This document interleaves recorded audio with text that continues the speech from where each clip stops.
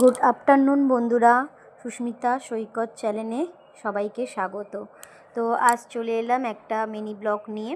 আজকে করলাম মুসুরির ডাল, পেঁয়াজ, টমেটো, কাঁচা লঙ্কা, শুকনো লঙ্কা দিয়ে, আর করলাম ডিম ভুজিয়া, সেটা আলু, টমেটো, পেঁয়াজ দিয়ে।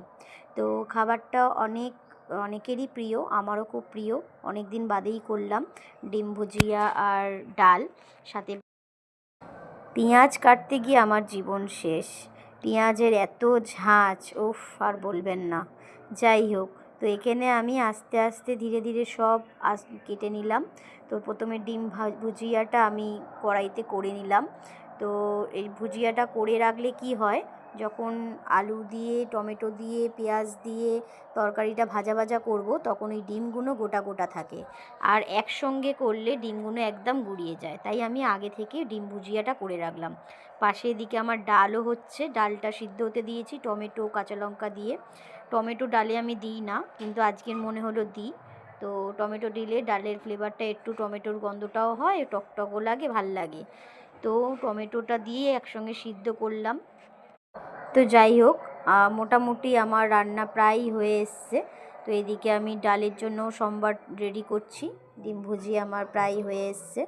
তো লাস্টে আমি ডিম ভুজিয়াটা একটু ধনেপাতাও দিয়েছি। তো সকাল থেকে ভাবছিলাম কি রান্না করব।